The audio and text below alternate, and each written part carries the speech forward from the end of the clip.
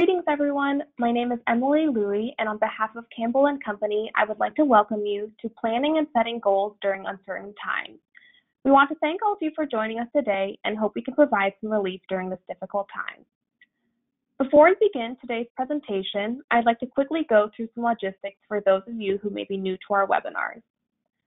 First, please close any programs other than GoToWebinar that are running on your computer. Next, we recommend calling in with a telephone instead of using your computer speakers. And if you do experience any visual issues, please send a chat to Campbell Company or contact GoToWebinar at the number on your screen. Caitlin, if you could advance to the next slide, we can show the audience that number. Today's webinar is being recorded and will last 60 minutes. Within the next 24 hours, you'll receive an email from GoToWebinar that includes information on how to access this recording. We do welcome questions throughout the webinar, so please make sure to use the questions box in the GoToWebinar control panel that should be on the right side of your computer screen. We'll also be holding time at the end of the webinar for a Q&A. And with that, I'd like to turn it over to our presenters today, Adam Wilhelm, Campbell Company Vice President and Product Owner of Beam Insights, and Caitlin Bristow, Campbell Company Senior Consultant and Product Manager of Beam Insights. Thanks, Emily, and thanks to everybody for joining us today from wherever your home office or non-office office may be. We hope that we can share with you some tidbits about planning for your upcoming year in these unusual times, share some thoughts about how you might approach that, and also a tool we've developed to support those efforts. Great. I'm Caitlin Bristow, Senior Consultant with Campbell Company, and I've been working with independent schools since I joined the firm. And Adam and I have been partnering on Beam Insights over the last couple of years. So we're really excited to talk with you all today about how we might start planning for the next fiscal year and think about how planning is going to be impacted by the current uncertain times that we're in. So thinking a little bit about you're closing out your current fiscal year and what you are planning for the next fiscal year, we want to talk today about steps you can be taking to plan for the next fiscal year when there are so many unknowns that lie ahead. So how your schools are going to educate in the fall, how you can continue to provide faculty with all the resources that they need to adapt, and how we can engage the communities that are so integral to independent schools. As you think about how to plan with the unknowns, your teams are going to be working to close out this fiscal year. So it's important to examine your overall results while drilling down on how year-end results have been affected by the pandemic. So we want to talk today about what data you should use looking at the year ahead as you set goals. So we want to make sure that we're staying flexible, using the data that we have, and increasing digital engagement during this time. So we're going to present some thoughts on data that you can pull together and examine as a team. So this can be very simple data points that you're tracking day to day. It can also lead to developing some scoring that your team can work with to prioritize and segment your prospects. So we're used to building off of our past annual fund plans and tweaking things that worked or changing things that didn't when we're planning for the next year. But this year, we're going to have to be more flexible in pivoting on the fly. So changing messaging for your annual fund, or perhaps even a pre-established campaign that you've been working on, shifting your communication calendars based on specific school announcements that are going out, or other community happenings that are really important to be mindful of, and mixing up our communication methods with the community. So if you've traditionally communicated via email and print, you might be working to expand to your social media channels, as well as some webinar videos and other things like fireside chats. We'll talk a little bit about that. So when you're thinking about making a data-driven plan for the next fiscal year, you'll want to examine your numbers from this year. So look at how you were doing prior to the pandemic and drill down to understand what gifts have not been renewed this year or have been delayed because of the current climate. So we've seen both things happening. We've seen that there have been some donors who have shifted their philanthropic priorities for one reason or another, or they've been particularly hit hard by the economic climate, and so there have been a delay in giving. This additional analysis will allow you to better project the gifts that you can expect next year, obviously understanding that things can continue to shift as we continue to chart these waters. And then determine the full capacity of your database. So now is the time, if you haven't done a full well screening of your database recently, to do that. It'll help you segment and prioritize your prospects as you work to develop those really intentional engagement plans for the year. And Adam is going to talk to us a little bit about how you can create different fundraising scenarios with conservative, realistic, and optimistic goals. And this may be a different way than you've traditionally done your fundraising planning, but it'll allow your board and school leadership to understand your best case scenario and worst case scenario and help to really think about that overall school plan and how fundraising fits into that. We want to ask ourselves a few questions as we go through this planning exercise. You've all set annual fund benchmarks for the current fiscal year. You can examine how you're performing against those benchmarks. Have you fallen behind since the campus has closed, or have you seen an influx of donations from potentially a small group of donors who recognize an increased need? We've seen that with some of our school clients who have developed special COVID relief funds, and there have been groups of donors who have come forth unexpectedly and made more significant gifts than they had in the past. So using that and developing a plan to continue to engage those folks so you can potentially see a renewal in those gifts in the next year. And determine what gift distribution your fundraising results have been historically. So, and consider how that may change next year. So you may have an opportunity during this time to focus on the middle of your gift table. So you could work to upgrade annual fund donors for specific fundraising initiatives, funds that you are raising money for with your donors. And you can also think about how to focus your leadership on the top of the gift table. So this can be a really good time for your head of school, once graduation is over, to make specific calls to donors. So you just want to give an update on your e-learning, what's happening in terms of your planning for the fall, and just have a good touch base between leadership and your top donors.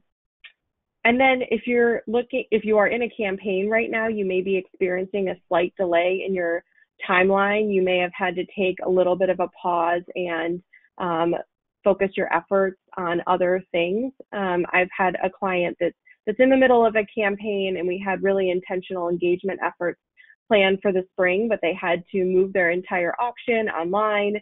They had to change their messaging for their year-end annual fund, and they actually took a pause to really highlight the work of their teachers through a specific campaign during Teacher Appreciation Week. So we felt like it was in the best interest to delay our campaign planning for just a few weeks in order to move some of those important initiatives along. And then thinking about where the declines in giving are, so completing an exercise with your team comprehensively at the end of this fiscal year will give you a sense of where you have seen declines. It could be in renewals of gifts, as I mentioned before, acquisitions that you had projected from new families. So are you seeing that there's a decline in giving of new families that you would typically expect? And have there been foundations that have shifted giving to community-based organizations as a result of this pandemic? So this conversation, drilling in with staff, will help you to determine what you can expect in terms of funding for the next year. And then determine the capacity of your database. So once you've asked yourself these questions, figured out some of the trends that you saw from the last year, you can think about what your database looks like in terms of capacity. So thinking about that wealth screening information, it'll be important to include new families in that, and you should consider screening those new families on an annual basis so you understand the full capacity of your constituent base. And then that wealth screening, along with some other indicators, can help you to prioritize your prospects for the next year. So we can have some near-term prospects that will be segmented from your future prospects that you may be cultivating for a gift down the line. And then you may want to spend some time investigating those high-capacity prospects who have not given to you. So perhaps it's a family who has had high capacity and they just haven't been involved philanthropically. This may be an opportunity for some of your leaders or faculty to reach out to them through an intentional engagement strategy, and they may be more responsive during this time. And there's also an opportunity to look at your frequent annual fund donors who are more transactional donors and figure out if some of the new engagement tools that you're using has excited them in some way, and they might be more apt to increase their giving next year. So as we think about how we can use our wealth screening information to segment our prospects, we have a score that we use internally at Campbell Company called our Best Wealth Indicator score.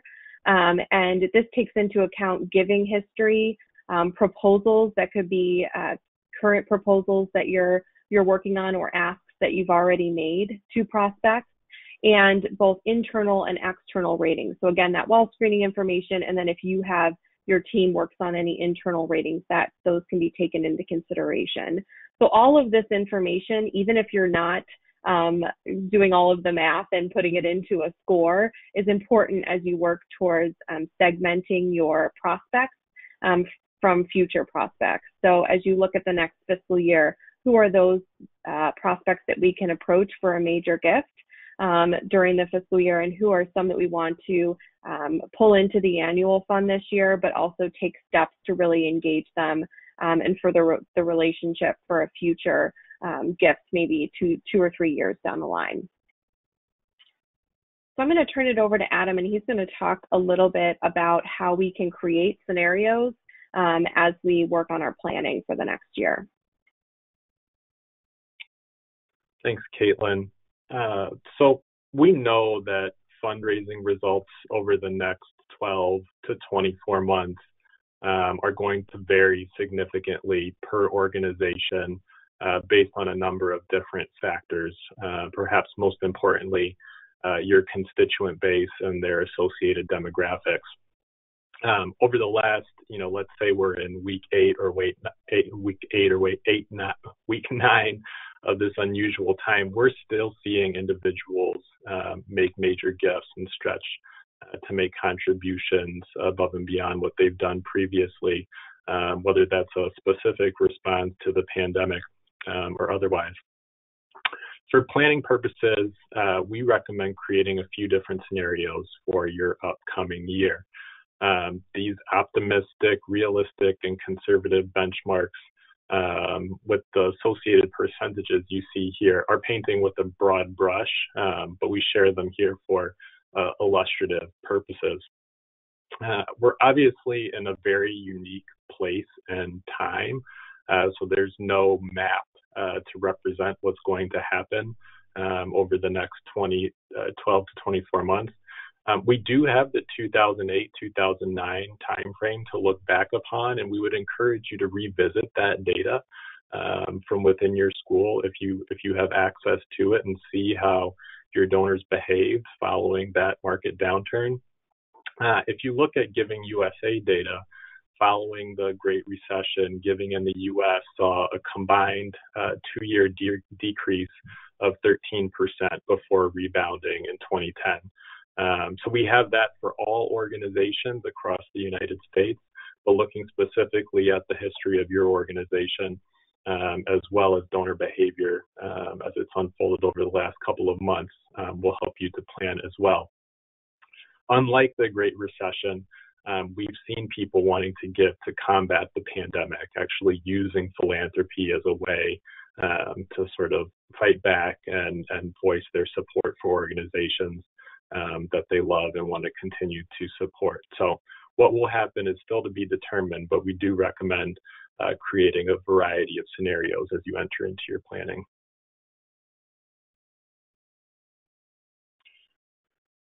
So while the gift table is nothing new, for most organizations, it's often used in the context of a multi-year or capital campaign. We actually recommend using the gift table format for all your planning efforts, be they annual, multi-year, or time-limited. And you can use this format to create those optimistic, realistic, or conservative scenarios for your upcoming year. And then being able to track to those on an ongoing basis can help you communicate with your fundraising team, your head of school, your board members, committees, etc. You're seeing here a snapshot of a software as a service tool we built here at Campbell Company called Beam Insights that pulls data from your database into a gift table format, as you see here, for planning and tracking purposes, which can be informed by ratings, that best wealth indicator that Caitlin mentioned, and segmenting prospects into future and current prospects as noted as well. Establishing the number of gifts that you need at various levels in order to achieve a goal, as noted in the red here, is the first step towards actively using the gift table for your planning purposes.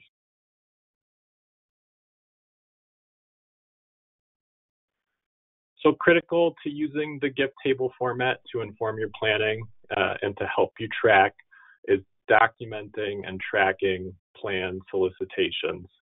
So we call this proposals. Depending on your system, you might call it opportunities or otherwise, but whatever you might call it, whatever a plan solicitation is, this is definitely a year where if you have not been documenting those and tracking them in your database, this is the time to do it. I think we all have a little bit more time, or will over the summer, to enter into that planning. So as you think about what are your annual goals, whether that's just your annual fund or an event, if you have campaign or major gift initiatives, documenting proposals, especially at a certain level and above, will be important to helping you achieve your goal. The most critical proposal data is the value of the solicitation. So what are you going to ask for? And the purpose or the designation of the solicitation.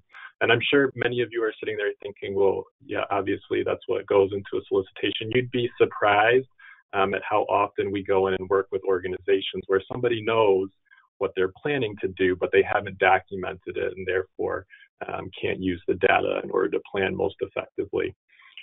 If you haven't traditionally tracked high-end annual solicitations, so this is not just for those major gift prospects, but for those people who are really making a difference in your annual fund, in the form of proposals, we encourage you to do so, especially in a year where you have less margin for error in regards to your fundraising efforts, as your schools are likely experiencing financial pressure at every point of the business. So the pool of individuals from which you will likely create those proposals will come from the group that Caitlin described as prospects. This is typically a challenge that we encounter in schools, that you've got such a wealth of opportunity amongst your constituent base, both current parents, former parents, and alumni as well, that you find it hard to take the time to prioritize that into a group of who those near-term prospects are, mostly based on their giving history, but also their affinity. We often find that organizations don't have their best or top prospects identified or codified as a group to focus upon. So identifying that group and appending it in this table-style exercise will enable you to understand where you do and where you do not have capability or prospective donors to help you fill in those needed gifts in any of the scenarios. So then a simple calculation can then help you to determine whether you have a surplus, let's hope, or a gap in the prospects at the various levels of the scenario. In this example, you can see that our scenario requires 3 prospects at the $2.5 million level, but that we currently have 0 gifts, 0 proposals, 0 prospects identified. So our gap is still 3. We've obviously got some work to do at the top of the pyramid here. But I think this is illustrative of why you want to engage in this kind of simple math as you're doing your planning, so that if you thought, well, we're going to need a gift at that level in order to achieve our goals, but we're really not seeing any opportunity there, okay, well, maybe we need to adjust the table and think about a top gift that's of a lesser value and look for more gifts in the middle or at the bottom of the pyramid. Last, in these screenshots, clearly a drill down to the individual prospect level with associated staff assigned is helpful to making analysis of the gift table in this kind of format actionable, and helps you to prioritize fundraising activities and outreach to your donors and prospects. So here again in Beam Insights, you can see that within that prospect category, we can both drill down to see detail on prospects, their BWI, their largest gift, and their assigned relationship manager or assigned staff manager. And the majority of you likely have the capability to pull this out of your database as well. But we've developed this tool to make it a bit easier. But as you develop the gift table, make sure that it's backed by individual prospect lists that have individual staff members assigned, be that you, a director of development, gift officer, head of school, volunteer, etc.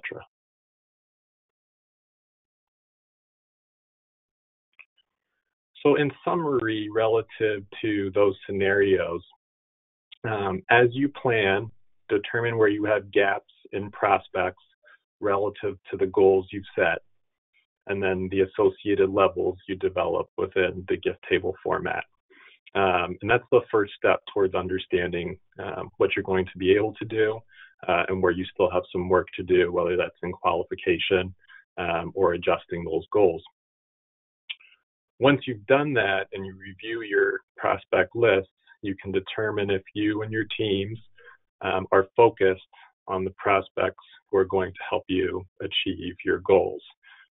Maybe you won't be surprised to know that when we go in and work with schools, very often they're spending a lot of their time with the squeaky wheel or the person that's popping into their office. I guess you don't have parents popping into your office every day these days, but really focusing on those individuals who can move the needle or what's going to help you achieve those goals. And so doing that in a data influenced way is very important.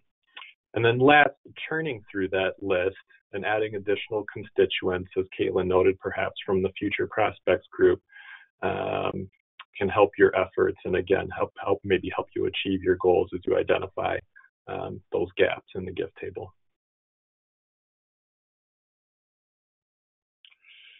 So let's put the obvious thing out there.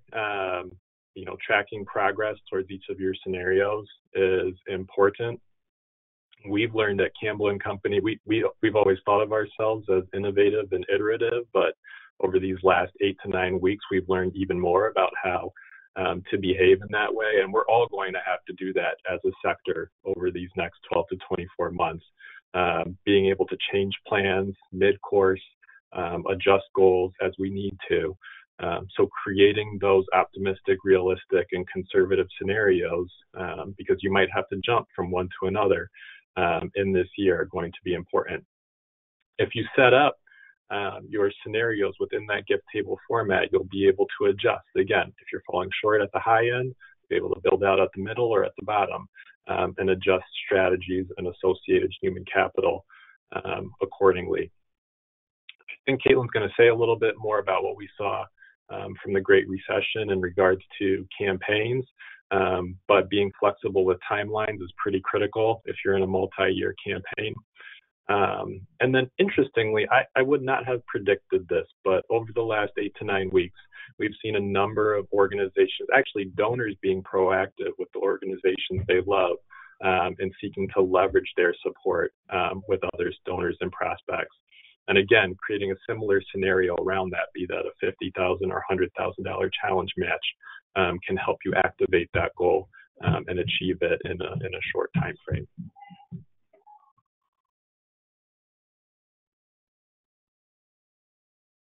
Great, thanks, Adam.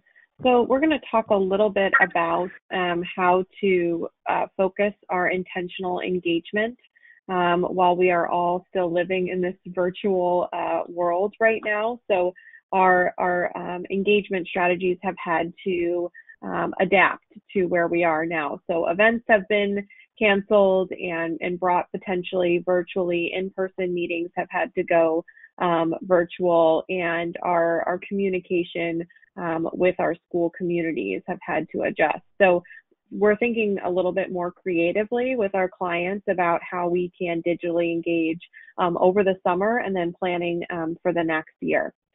So if we think about our time and our staff time over the summer, we want to make sure we're focusing our time strategically.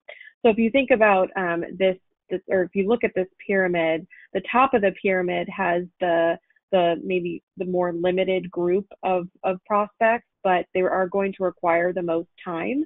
And then working your way down the pyramid, the bottom of the pyramid has the most prospects, but is probably going to require the least amount of time in terms of face-to-face or group visits. So as we like to think about actively managed major gift prospects, we want to make sure that we're meeting with them regularly via phone or via Zoom, and that we're getting some additional touch points in during this time with our leadership, and potentially, if you're able to involve faculty, we found that to be very effective.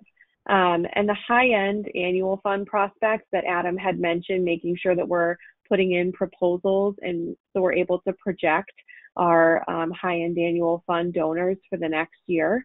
You may present opportunities for them to feel more like insiders during this time. So they're working their way up the pyramid in terms of being able to support the school. So there may be more opportunity to make them feel like they're really in the fabric of the community during this time. And then lastly, but very importantly, our annual fund donors who are a little bit more transactional in their giving. We want to make sure we're communicating with them often and stewarding them for their gifts. So some people may have seen declines in their income, but are still making philanthropy a priority, those annual fund donors. So we want to make sure that we're really doing a good job in stewarding those. And our new families, I know that you all are working to kind of figure out where your new families fit within this pyramid. So that screening work that you are doing and the qualification work you can do with new families is important. Once you get your screening information back, you can work with your staff to create more in-depth research profiles and engagement strategies for those families, so you can be really intentional in how you're engaging them moving forward. So if we think about how we are going to offer additional engagement strategies over the next 6 to 9 months, reaching out to families often is important. So checking in, asking questions about how their teams are doing, their students are doing with their e-learning is really important. Just catch up with them.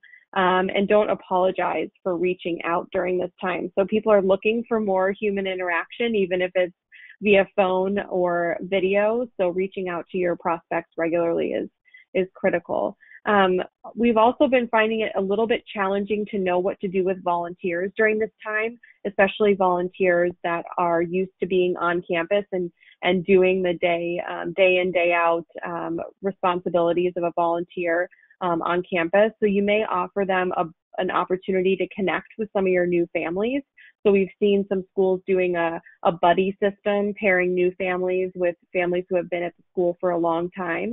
So this can be a really good engagement strategy moving forward as you think about the next school year. And then we've seen some really creative digital engagement strategies. So sharing stories on social media from your faculty or volunteers, highlighting alumni making a difference. So you may have alumni that have graduated and gone into the healthcare field. So highlighting them with a short video or just a post on social media has been effective. Sharing positive e-learning stories. So I know that there are challenges to e-learning each day. And so we want to think about how we can highlight some of the positive things that happen there from faculty or from students who had a breakthrough with something that was unexpected. And share the impact of philanthropy. So if you've had a COVID relief fund for students or families, or you've been able to move forward some things on campus, if you've had to fundraise for tech advancements that you didn't necessarily plan for, highlighting the importance of that and the impact of philanthropy can be really compelling to donors. And then giving the community access to faculty and administrators. So you may have some families who had two working parents who weren't on campus as much as other families, and you just couldn't connect with them in the way that you wanted to. Now everyone being virtual, there may be an opportunity for them to speak with faculty members or administrators in a way that they may not have before. So just thinking about each family differently and again, developing that strategy for them. You're still going to want to use your email and print and social channels, but you may be ramping up your social media channels, and the way you are doing your emails could change. So you could be embedding short videos or just doing potentially a newsletter or specific updates that are helpful for the community. One of the schools that I'm working with is going through a head of school transition, and we've talked a lot about how this school can develop fireside chats with their new head of school virtually over the summer, so they're able to meet alumni and parents in a little bit of an informal way is a different idea. And then having short videos from your head of school or faculty members, sharing those short videos on social media, which could be lighthearted and funny, or they can be sharing a success story from the community from the week. So we've seen great success with that as well with our clients. And then having a live stream question and answer. There can be some challenges to this about getting questions from the community that you just don't know the answer to yet, but I think that's okay. Live stream question and answer from the head of school can also be effective to engage the community during this time. So those are just some of the examples that we've seen working for our clients and their communities. But we would be anxious to hear from folks on the call on things that they're doing to digitally engage their prospects and what they're planning the next year as we are continue to operate in a virtual world. So I think now we're going to turn it over if anyone has questions or comments for us. Go ahead, Emily. Great, thank you. As Caitlin mentioned, we invite you to send your questions through the question box in the GoToWebinar control panel. So our first question is, we are a special events heavy organization and they take up about 60% of our overall annual fundraising. How should we project our goals given we may not be able to host large scale events? Yeah, so I can take the first part of that question. It's hard to not know over the next year what your event schedule is going to look like. I think it'll be important for you to have a conversation with your staff and leadership on what the appetite is for bringing some of those events virtual. So you'll have to kind of examine that event schedule and figure out which ones should be virtual and which ones just don't make sense to move to that virtual format.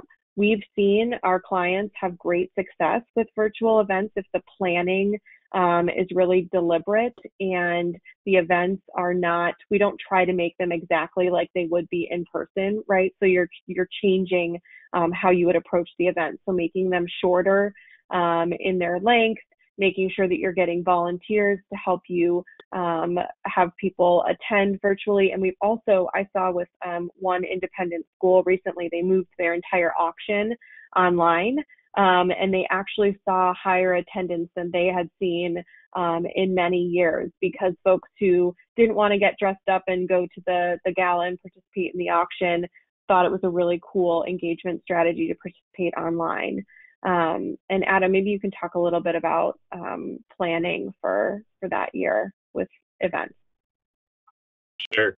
The number one thing I would say is, one, you have to create two different plans, right? So the one thing that I've learned over the last 8 to 9 weeks is that I don't know what's going to happen next week. So you have to make a plan for running the event, quote unquote, close to normal. And I think you have to make a plan for moving your event virtual as well. The one thing that we've learned is that you absolutely should not outright cancel an event, because you'll lose the momentum that you built up with those events over the years. It's really difficult to benchmark any kind of fundraising return from an event. Obviously, it depends really significantly on the scope of it, whether you've got an auction during or pre, whether you have a paddle raise, the scale of ticket and table buying, or whatever the form and function of the event may be. We've seen virtual events that have happened over the last weeks come within sort of 50 to 75% of their normal year totals. Obviously, that's a wide band, but something that you could start with.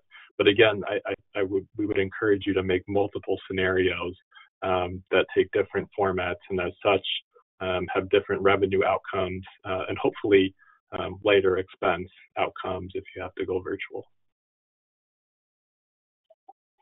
Great, thank you. Our next question is, can you please talk a little bit more about Beam Insights and its functionalities? Is this a product only available to clients? Yeah, so I can take that one. It is something that's proprietary to Campbell Company. We built it. It connects directly to your CRM, be that Razor's Edge, Senior Systems, or Salesforce or otherwise.